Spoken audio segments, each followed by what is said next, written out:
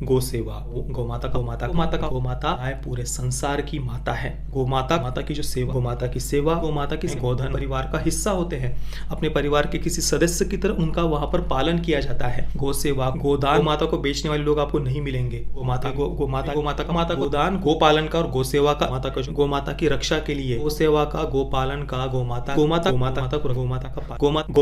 पकाकर गुड़ मिलाकर वो गौ माता को खिलाया जाता है। गौ माता का सेवा करते हैं गौ माता की। क्यों गैयों से परेशान है, सब रे गेहूं को खा चुकी हैं। 10,000 रुपये 20,000 रुपये बीघा खेत लिया है बाकी पे करने के लिए, और उसमें फसल नहीं मिले, ये गाय खा जाती है, क्या करेगा इंसान।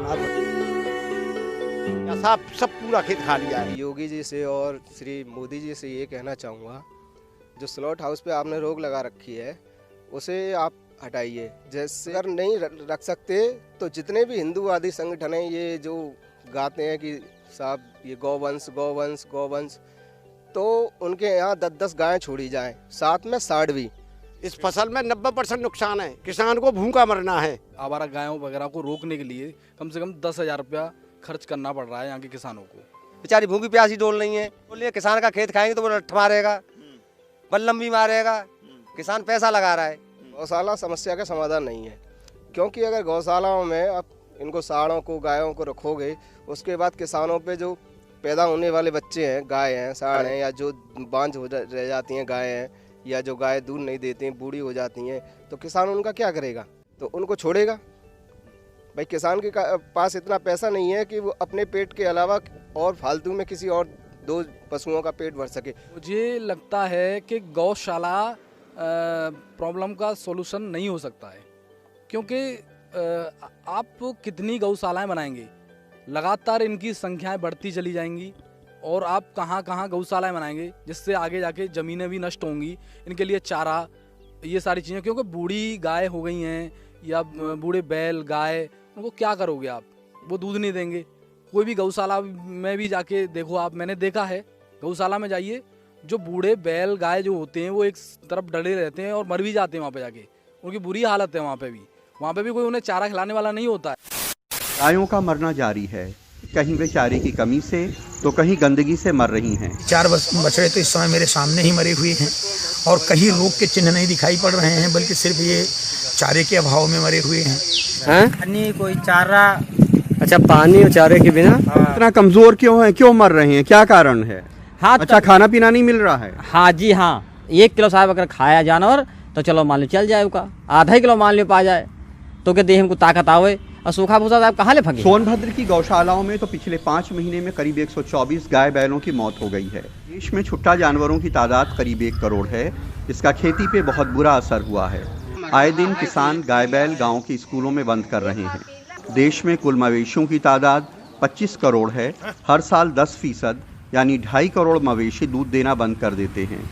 इनमें से तमाम को किसान बेच न पाने की वजह से खुला छोड़ रहे हैं। क्या कारण है पशुओं की मौत का? इतने उनकी इम्यूनिटी भी लॉस होती गई, जो प्रतिरोधक क्षमता होती है पशु की, वो भी लॉस होती गई। साथ साथ पशुओं के, ज़्यादातर पशुओं के पेट में पॉलीथीन की भी बहुत बड़ी समस्या रही है। The cow, otherwise so sacred that killing it is a serious criminal offense in much of India, not to mention the moral outrage it is bound to cause, continues to suffer cruelties and indignities every day. A scavenger, looking for sustenance in the community garbage dumps and landfill sites. Like stray cows on city roads, plastic bags can also be found just about everywhere in India.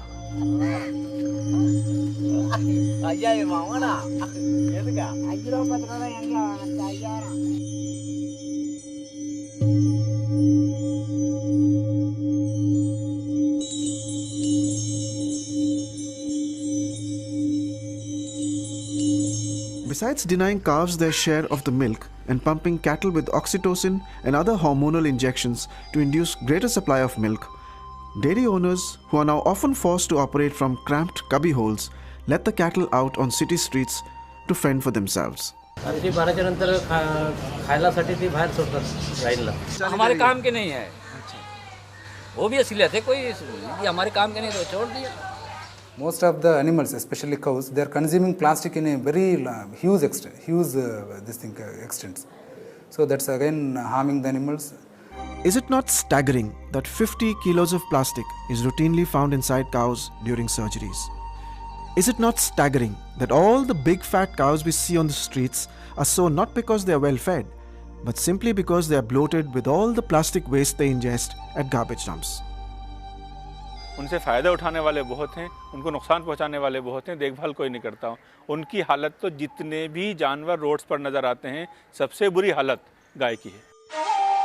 Go to a slaughterhouse also, you will find 100% of the cattle which is slaughtered will have plastics in them. 100%. In case of slaughterhouses where animals are routinely slaughtered for meat, so whenever our students go there, they find almost around more than 90% of the animals slaughtered have some amount of plastic or other in their stomach. The total at the end? When 1 kilo of plastic waste is a kilo too many, this poor cow has been carrying a shocking 53 kilograms of plastic waste in its stomach. One doesn't even have to be an animal lover to see that this is wrong. This is just plain cruelty. Ever wondered why these cows are on the streets in the first place, where they are exposed to plastic waste and traffic accidents? It's because of the demand for milk, milk products and meat. Discarded by dairy owners, the cows that are no longer milking, male calves and bulls, are then ferried illegally and slaughtered for meat. This is not an environmental issue alone. This is not a political issue alone. This is actually an animal rights issue. We want to address this miserable journey that the cow has, from scavenger to plastic to meat to milk to meat and then leather. This is the journey of the Indian cow, and the Indian cow is not holy anymore. In an independent and now published study conducted at Tanuvas, or the Tamil Nadu Veterinary and Animal Sciences University, the rumen liquor and milk from stray cattle was tested for PCBs and other toxins. What we did is that we undertook the extraction as per international norms. We could detect there are nearly PCBs, there are 70 to 80 PCBs are available, metabolites. We took up 145 and 156, they are supposed to be carcinogens. Of the 30 to 40 samples were positive for these compounds, they were of the violative nature, which is above the international norms. So there is a real threat to the livestock because it affects the rumen microflora status. Then other thing is that the public health aspect regarding the milk. Such quantities of PCB contamination when consumed can lead to a lot of detrimental effects. ये विज्ञान की पहली भूल थी कि एक इंसान को जानवर का दूध पिलाया गया था। दूध पीने से मुझे ऐतराज नहीं था, दूध से मुझे कोई झगड़ा भी नहीं है, परंतु जब मेरी माँ को दोबारा दूध आया था, मेरे बाद मेरी भाई बहन पैदा हुए, मेरी माँ को जब दोबारा दूध आया था तो मेरी माँ ने मुझे दोबारा दूध अपना नहीं पिलाया था। किसी की माँ ने अगर दोबारा दूध पिलाया हो तो बता दो भाई, क्यों नहीं पिलाया? माँ से पूछो कि क्यों नहीं पिलाया तुमने दोबारा दूध, तुम्हारे को दोबारा दूध आया था तो तुमने क्यों नहीं पिलाया था?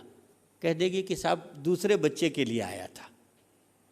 तो ये बताओ, जो गाय और भैंस को दूध आ रहा है ये हमारे लिए आ रहा है, हमारे बच्चे के लिए कि उसके बच्चे के लिए आ रहा है? तो समझने की कोशिश करें। अरे जिसका जो कॉन्फ़िगरेशन है वो उसी चीज से चलेगा ना। आदमी को अपनी माँ का दूध चाहिए, भैंस का थोड़ी चाहिए। आप भैंस के बच्चे को बकरी का दूध पिलाएं तो क्या होगा? आप ऊंट के बच्चे को शेरनी का दूध पिलाएं तो क्या होगा? कुछ क्या होगा बोलिए तो। सुनने में ही आप हंस रहे हैं कि ऐसे थोड़ी कर सकते हैं। तो अब आदमी के बच्चे को भैंस का दूध क्यों पिलाते हैं? ये बात एकदम जाहिर नहीं है, बस बात इतनी सी है कि आदत लग गई है।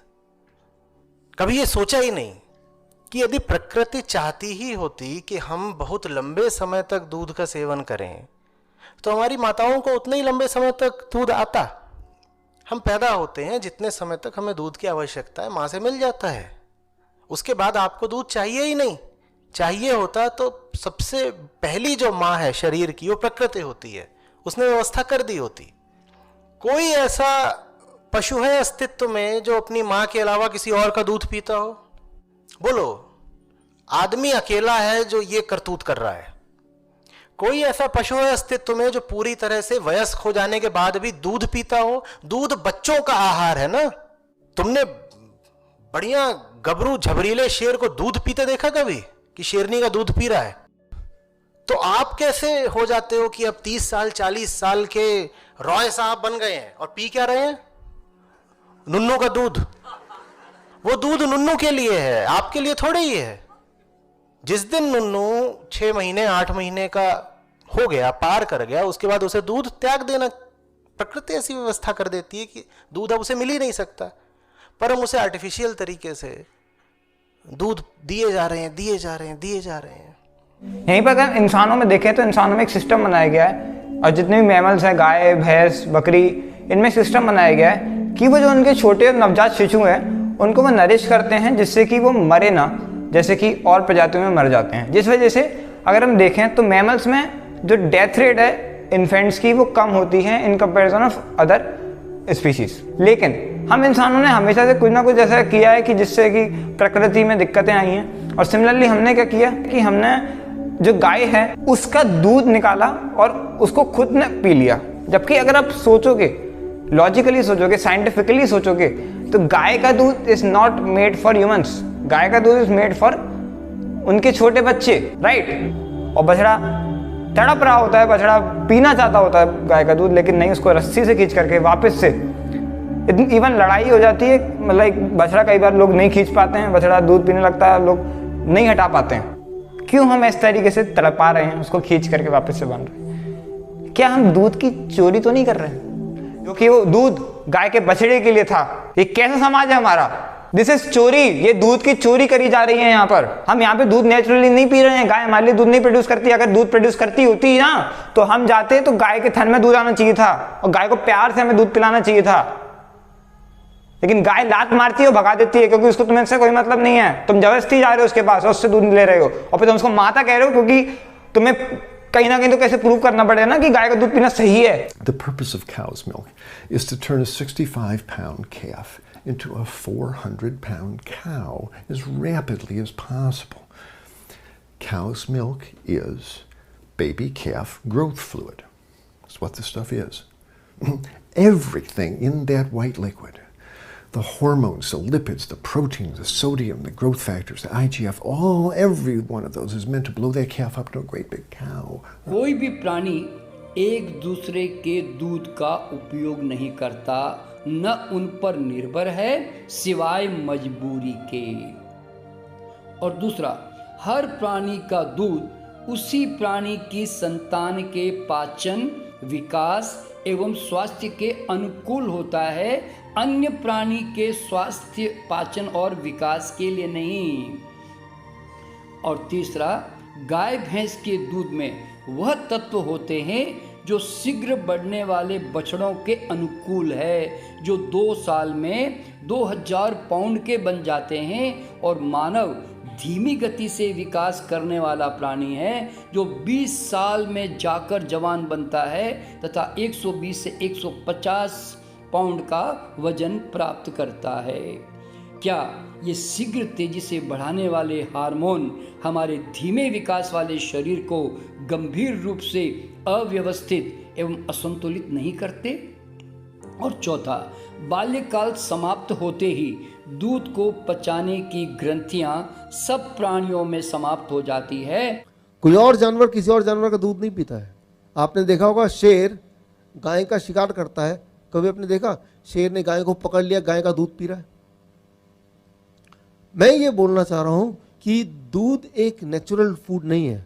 गॉड ने दूध बनाया है उस जानवर के बच्चे के लिए, आपके लिए नहीं बनाया है, उस जानवर के बच्चे के लिए।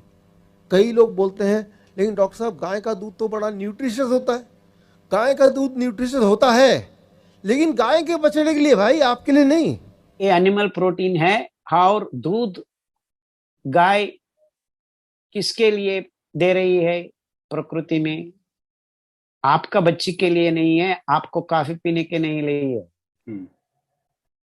है। दूध वो गाय दे रही है इसकी बच्ची के लिए और इसकी बच्चा के लिए, पोता पोती के लिए, बस इतना ही कारण। और वो दूध पीने के बाद हमको क्या हो रहा है, वी आर नॉट ऑब्जर्विंग।